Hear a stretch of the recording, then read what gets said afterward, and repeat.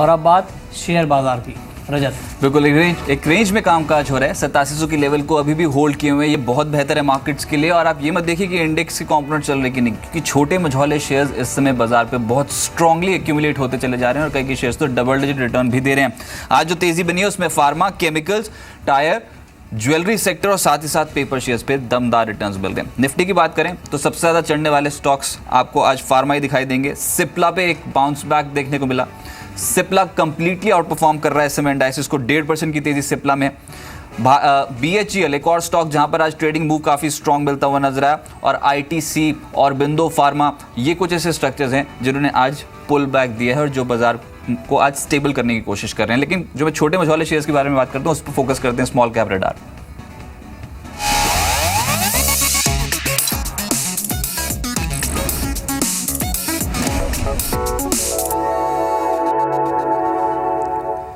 आज का super share Som distilleries 20% upper circuit, strong momentum, और ये अब 20% के अपर फ्रीज पे खड़ा है। 200 रुपए के पार निकल गया ये स्टॉक। 9:30 बजे रोज बरोज आपको एक शेयर बताया जाता है ऐसा ही, जहां पर आपको पोजिशनल तौर पे बहुत बेहतर रिटर्न्स मिलते हैं। लेकिन ये सिर्फ इंट्राडे मूव है। 20% की कमाई एक सिंगल डे में। इसके अलावा BPL एक और शेयर जहां पर आज ट्रेडर्स की ग्रिप बहुत स्ट्रांग है। 2009 के बाद मौजूदा स्तर देखने को मिल रहे हैं, 15.5% ऊपर है। लेकिन आज पूरे कंज्यूमर इलेक्ट्रॉनिक स्पेस में दमदार रिटर्न्स हैं, जैसे कि मर्क इलेक्ट्रॉनिक्स, MIC इलेक्ट्रॉनिक्स, इन सब स्टॉक्स को एक्यूमुलेट किया ट्रेडर्स ने आज।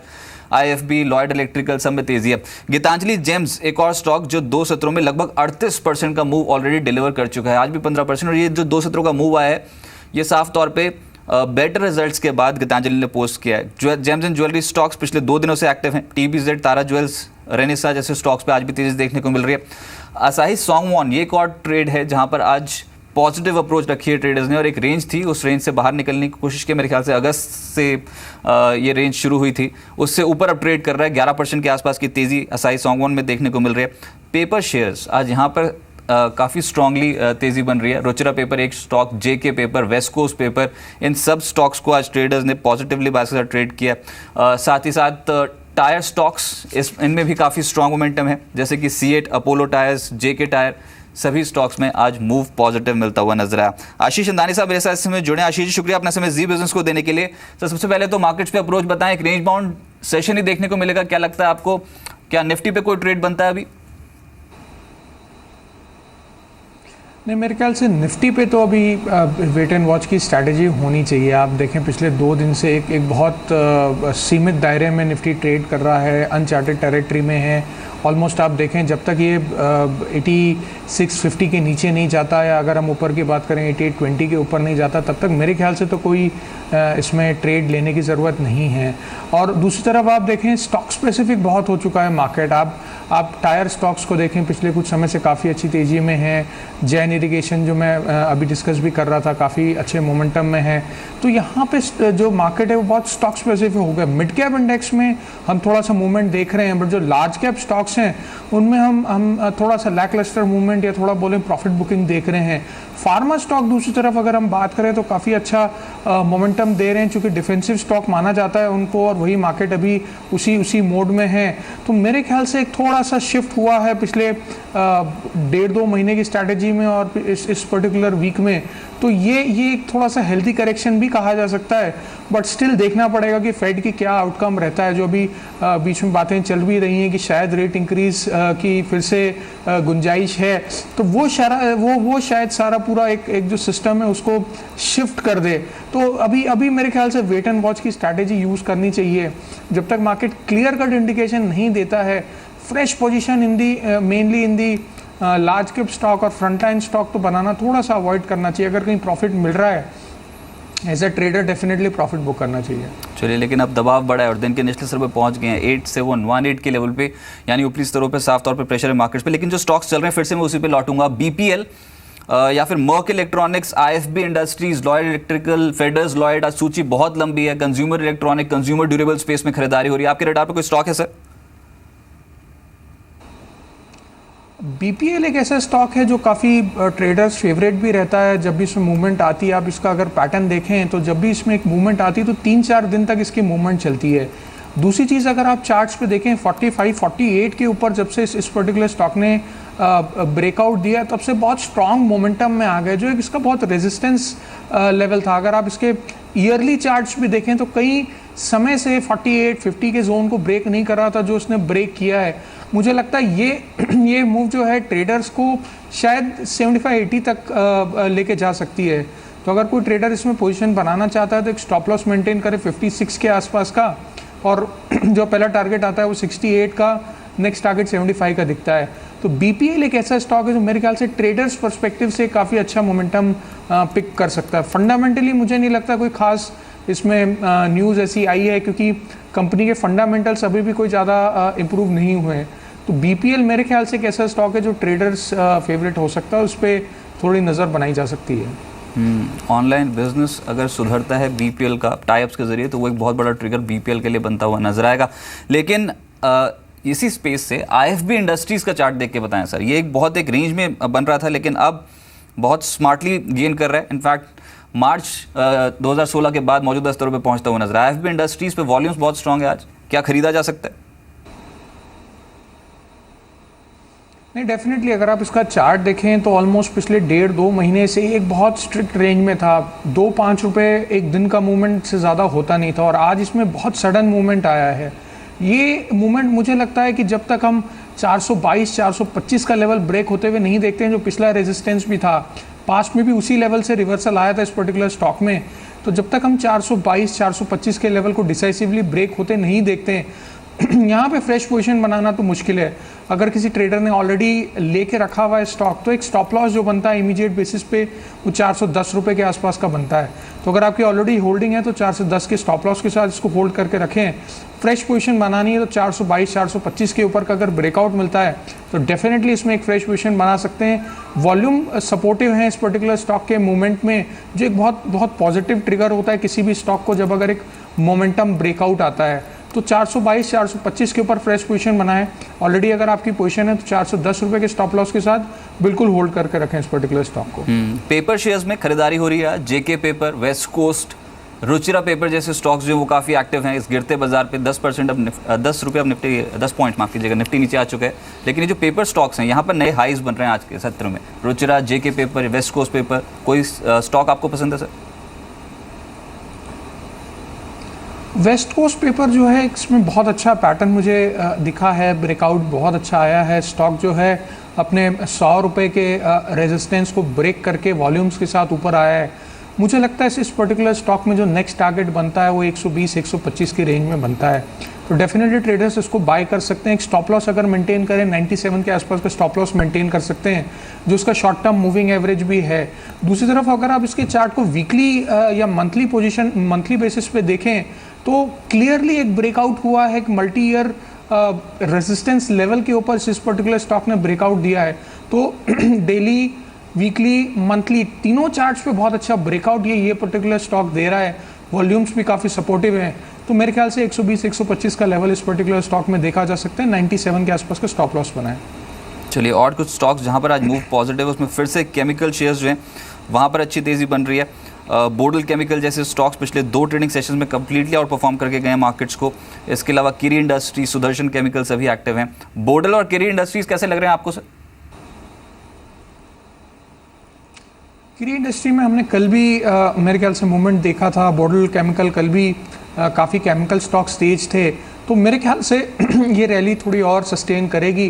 केमिकल में दूसरी तरफ आप देखें तो एक री रेटिंग हो रही है। आप अगर इसका ईयरली चार्ट्स देखें तो काफ़ी समय से ऑलमोस्ट 4-5 ईयर्स केमिकल स्टॉक में मूवमेंट आई नहीं थी। आप केमिकल्स बोलें, स्पेशलिटी केमिकल्स बोलें, पेंट स्टॉक भी थोड़ा आप केमिकल सेक्टर में इसको ले सकते हैं। तो मेरे ख्याल से ये जो पूरा सेक्टर है अभी मोमेंटम आनी इसमें स्टार्ट हुई है। बट हाँ, काफ़ी मोमेंटम हम ऑलरेडी देख भी चुके हैं। तो यहाँ से फ्रेश पोजीशन लेने में थोड़ा सा मैं अवॉइड करूँगा यहाँ पे फ्रेश पोजीशन लेना। अगर डिप्स मिलती है, आप कीरी की बात करें, बोडल केमिकल की बात करें, सुदर्शन केमिकल की बात करें, यूपीएल की बात करें, तो मेरे ख्याल से अगर थोड़ी सी डिप्स मिलती हैं तो वहाँ पे बाय करना ज़्यादा समझदारी रहेगी। यहाँ पे थोड़ा सा एक्सपेंसिव लग रहे हैं पर्टिकुलर स्टॉक, चार्ट्स पे भी थोड़ा ओवरबॉट टेरिटरी में जा चुके हैं, तो बाय ऑन डिप्स की स्ट्रैटेजी ज़्यादा ठीक रहेगी। चलिए, आपके रडार पर कौन से स्टॉक्स हैं जहाँ पर आप समझते हैं कि एक्यूमुलेशन करने का सही मौका है अभी? राजेश एक्सपोर्ट एक पर्टिकुलर स्टॉक है जिसमें काफ़ी अच्छा मेरे को मोमेंटम दिखा है। इस पूरे सेक्टर में काफ़ी अच्छी मोमेंटम रही। आप पीसी ज्वेलर्स की बात करें, या गीतांजलि की बात करें, राजेश एक्सपोर्ट मुझे उसमें से लगता है कि जिसमें अभी मोमेंटम नहीं हुआ है, और आज इसका एक काफ़ी अच्छा हमने पैटर्न देखा है जो 458 के ऊपर ब्रेकआउट दिया इस पर्टिकुलर स्टॉक में। तो मुझे लगता है 480 तक के टारगेट्स देखे जा सकते हैं, 452 के आसपास का स्टॉप लॉस मेंटेन करें। दूसरा एक स्टॉक है SREI इंफ्रा। आप देखें इस पर्टिकुलर स्टॉक को 70 रुपये के ऊपर कंसिस्टेंटली इसने मेंटेन किया है, काफ़ी अच्छा ब्रेकआउट आया है, फंडामेंटली भी काफ़ी इसमें न्यूज़ डेवलप हुई हैं। मुझे लगता है नेक्स्ट टारगेट जो है इसका 82-84 के आसपास आता है। एक स्टॉप लॉस जो ट्रेडर्स रख सकते हैं 71 के आसपास का स्टॉप लॉस रख सकते हैं। एक बार फिर से मार्केट्स देखनी होगी क्योंकि एकदम से ऊपरी स्तर पर जो प्रेशर आया वो 8713 के लेवल पर निफ्टी को ले आया। ऊपरी स्तर पर दबाव है, साफ तौर पे जो बैंकिंग है वो आज लैग कर रहा है मार्केट्स को। 8713 के लेवल पे है निफ्टी, और निफ्टी बैंक जो है वो 19800 के स्तर पे पहुंचता हुआ नजर आया। ऊपरी स्तरों पर स्लाइड साफ तौर पे मार्केट्स पे देखने को मिल रही है। कुछ स्टेबलाइजेशन जहां पर है, जहां पर आज तेजी बन रही है उसमें फार्मा स्टॉक्स, चुनिंदा फार्मा स्टॉक्स में कहूँगा। इसके अलावा ITC लीड कर रहा है, यानी डिफेंसिव, कंप्लीटली डिफेंसिव है मार्केट अभी। फार्मा और साथ साथ FMCG जो स्टॉक्स हैं वो एक्यूमुलेट हो रहे हैं। सिप्ला फार्मा में और ITC FMCG में लीड कर रहा है। सन फार्मा में अच्छी तेजी, और बेंदो फार्मा लगभग आधे फीसदी के आसपास के गेन शो कर रहे हैं। लेकिन गिरावट देखिए आप, और उसके परसेंटेज टर्म्स में भी और एडवांस डिक्लाइन भी आपको ज़्यादा दिखाई देंगे। येस बैंक फिलहाल 3% की गिरावट, एक्सिस पे गिरावट है, बैंक ऑफ बड़ौदा गिरकर कामकाज कर रहा है। बैंकिंग पे आपकी राय आशीष जी? आज दबाव में पूरा ही sector, Yes Bank, Axis Bank, Bank of Baroda, कोई भी स्टॉक जहां पर मौजूदा स्तरों पर बेच सकते हैं? डेफिनेटली यहाँ पे येस बैंक काफ़ी वीक लग रहा है। आप देखिए कंटिन्यूसली ये स्टॉक एक डाउनवर्ड ट्रेजेक्ट्री में है, और जो एक इसका सपोर्ट था 1225 का, वो इस पर्टिकुलर स्टॉक ने ब्रेक किया है। मुझे लगता है हम थोड़ा सा और इस पर्टिकुलर स्टॉक में करेक्शन देख सकते हैं। मुझे लगता है 1180 तक के लेवल्स हम इस पर्टिकुलर स्टॉक में देख सकते हैं। एक जो स्टॉप लॉस अगर शॉर्ट करते हैं तो 1230 के आसपास का मेंटेन करें। दूसरी तरफ आप PSU बैंक की बात करें, वहाँ पर मैं शॉर्ट करने की सलाह तो नहीं दूंगा, बट जो एक वैल्यू इन्वेस्टर है, सेलेक्टिव वैल्यू इन्वेस्टर है, 5-10% का अगर करेक्शन मिलता है तो डेफिनेटली एक medium to long term perspective के हिसाब से बाय करके रख सकते हैं। स्टेट बैंक भी कोई बुरा स्टॉक नहीं है। पूरे मार्केट के कार्नेज में ये स्टॉक जो है 245 को जो एक इंपॉर्टेंट सपोर्ट है उसको ब्रेक नहीं किया, 245-248 के जोन को। मुझे लगता है वो एक बहुत स्ट्रॉन्ग सपोर्ट लेवल भी है, और वहाँ पे एक्यूमुलेशन भी हो सकता है। तो प्राइवेट में येस बैंक मुझे थोड़ा सा वीक लग रहा है। सस्टेन बेसिस पे इसमें डाउनफॉल आया है। मीडियम टर्म मूविंग एवरेजेस के ये नीचे चला गया, जो काफ़ी समय से ऑलमोस्ट, अगर आप इसका 2016 का पूरा चार्ट देखें तो 50 DMA 25 DMA को इसने बहुत रेयरली ब्रेक किया है, जो कि अब ब्रेक होते हुए दिखते हैं। तो मेरे ख्याल से अब सीरियस कार्नेज इस पर्टिकुलर स्टॉक में हम थोड़ा सा देख सकते हैं। ऑलमोस्ट आप देखें 700 रुपये से 1400 रुपये की एक नॉन स्टॉप मूव इस पर्टिकुलर स्टॉक ने दिखाई थी। जो एक नेगेटिव ट्रिगर था वो QIP डिफरिंग का था, और वहां से ये स्टॉक गिरना। तो आपके हिसाब से बैंकिंग सेक्टर पे अभी दबाव जो है वो और बढ़ सकता है, जिसमें येस बैंक प्रोमिनेंटली, इसमें बिकवाली हावी हो सकती है। आज पूरा ही बैंकिंग अंडर परफॉर्म कर रहा है। अंचल मेरे सहयोगी से मेरे साथ मौजूद हैं कुछ फंडामेंटल आइडिया शेयर करने के लिए। अंचल बताएं, बाजार में पहले बता दूं 8700 के लेवल को टेस्ट कर रहा है, कभी भी तोड़ सकते हैं, लेकिन आप कौन सी ऐसे इन्वेस्टमेंट्स पे बताएंगे जहां पर पोजिशनल तौर पे अच्छा पैसा बन सकता है? शुक्रिया रजत। बिल्कुल चैलेंजिंग है, बाजार नेगेटिव ट्रेंड में जा रहा है और इन्वेस्टमेंट पिक्स देना, लेकिन हाँ लॉन्ग टर्म अगर नजरिया है तो बहुत सारे शेयर हैं जो अच्छे हैं। शुरुआत करेंगे जेके लक्ष्मी सीमेंट से। देखिए सीमेंट कारोबार में कंपनी और एक शानदार Q1 नंबर्स कंपनी ने पोस्ट किए। कंपनी का अगर देखिए तो घाटे से मुनाफे में आते हुए देखिए YOY बेसिस पे करीब 24 करोड़ का घाटा था, उसके मुकाबले इस बारी कंपनी ने करीब 28.5 करोड़ का मुनाफा पोस्ट किया। तो एक रोबस्ट जंप कंपनी की बॉटम लाइन में दिखा, और ये जो इंप्रूवमेंट थी सिर्फ बॉटम लाइन पे नहीं रजत, ऊपर से ही अगर आप रेवेन्यू से ही देखते चले तो ट्रिकल डाउन इफेक्ट आता हुआ दिखा। कंपनी का ऑपरेटिंग मुनाफा करीब 20 गुना बढ़ता हुआ दिखा। महज 1-1.5 करोड़ का ऑपरेटिंग मुनाफा था, उसको क्वांटम से बढ़ते हुए दिखा इस बारी क्वार्टर में। साथ ही जो ब्याज लागत है वो भी 10% गिरी थी, यानी गोइंग अहेड एक ईज फैक्टर मिलेगा कंपनी को Q2 Q3 नंबर्स के अंदर। अब बात करते हैं कंपनी की ओवरऑल स्थिति की। देखिए FY19 तक अनुमान है जो नए प्लांट्स कंपनी ने शुरू किए, वॉल्यूम्स इंप्रूव हुए हैं, उससे करीब 1300 करोड़ की नकदी जनरेट करती हुई दिखेगी। ऑलरेडी एक अच्छा कैश फ्लो है कंपनी के पास, एक अच्छा डिविडेंड रिकॉर्ड है। उसके बाद जो इनका दुर्ग प्लांट है जहाँ सबसे हैवी खर्च रहता है कंपनी का प्रोडक्शन पर, वो कम होता हुआ दिखेगा, और उसकी वजह से अब मार्जिन्स यहाँ से ड्राइव होते हुए दिखेंगे। तो गोइंग अहेड चीज़ें अच्छी ही दिख रही है कंपनी के लिए। वैल्यूएशन शानदार है, मौजूदा कैश EPS करीब 14.5 रुपये की है, लेकिन FY19 के लिए अनुमानित EPS 31.5 रुपये और P मल्टीपल महज 14 का बेहद सस्ते लेवल्स पे अवेलेबल है। और यही कारण है रिलायंस सिक्योरिटीज़ मानता है आप खरीदारी करिए जेके लक्ष्मी सीमेंट में, टारगेट रहेगा 550 का। दूसरा स्टॉक रजत थोड़ा ऑफ बीट है, स्पाइस जेट के अंदर आप खरीदारी करके चल सकते हैं। हाँ काफ़ी चल चुका है, लेकिन अभी भी इस शेयर में और तेज़ी बनती हुई दिखती है। पहले कंपनी के Q1 नंबर्स की बात करते हैं। कंपनी का मुनाफा करीब 2 गुना होता हुआ दिखा, तो वहीं ऑपरेटिंग मुनाफे में भी करीब 94% 93% का जंप देखने को मिला।